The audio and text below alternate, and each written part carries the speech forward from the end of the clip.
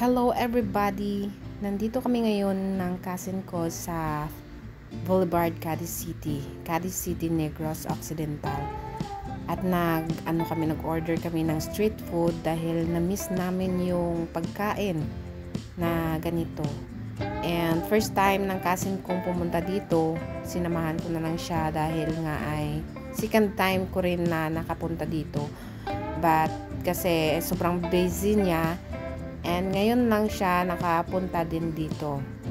Ayan, dito kami pumwesto sa itaas ng tubig. Yes, maraming mga upuan din dito. Pili ka lang kung saan ka pipwesto. Dito kami kasi may available na upuan at mesa. Nag-order lang kami ng drinks dito at yung food doon sa kabila kami nag-order. Yes, na-miss ko ito dahil ay mga 1 year ko din na hindi nakatikim ng street food. Dahil doon sa Greece ay walang street food. Ayan, kumain ako ng dynamite. At yung sausawan ni Inday ay hindi naman yan sausawan para dyan. Nako, sobrang anghang tuloy yan. Nag-Tagalog na naman ako dito. Para iba naman balahaw. May makaintindi din na mga Tagalog people. Yes, ayan. Ang dami kong kinain dahil nga ay after ko yan ng surgery. Yes, sabi ng doktor ay kumain ka ng kahit ano. So, walang bawal-bawal. Kaya ayan, kumain talaga ako ng marami-rami. Para, ano mo tawag nito? Para bumalik yung lakas ni Nineng. Yes. Kasi parang nag-malnourish na ako nag-48 na yung kilos ko. From 60 to 48. Diba? Lumalabas-labas na yung mga buto-buto ni Nene at mga yung ugat-ugat sa leeg nang gumagataw-gataw na. Yung buhat na lang gidya.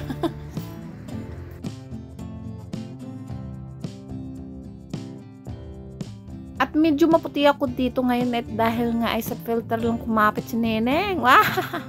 Sobrang itim kasi si Neneng dahil doon sa Greece ay napakainit ng summer at saka malapit kami sa dagat. Nako, bilad ng bilad si Neneng din. Ay nako, sobrang itimers.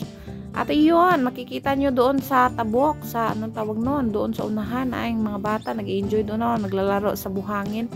At iyan, ipaikot ko itong camera ko para makikita nyo doon sa kabila. Ang haba doon pwede mag-jogging kayo doon ay sobrang satisfied talaga yung jogging nyo doon ba kasi ang haba ng ng pika-pika. Pika-pika ba yan? At iyan si Inday at si Inday. Huwag kang mahiya-hiya at kain lang nagkain dyan. At ako'y subo ng subo din. Ayan, mga girl lalo dun sa tabi namin. Kikita natin dito mga magaganda mga girl lalo. Ayan. At ko naman ay subo na itong fried noodles. At pinarisan ng chocolate drinks. Ay naku Neneng, yung mga kinain mo ay hindi talaga healthy yan. Pero sige lang, sabi naman ng doktor ay kumain ka ng mabuti, ng maayos, ng marami. Ayan ang dami nilang pagkain dito pili lang kayo ng pili. Ayan, uwi na kami ng pinsan ko. At iyan, yung sister ko ay nakasalubong pa yung sister ko pala. Yes. At iyan, mauwi na kami.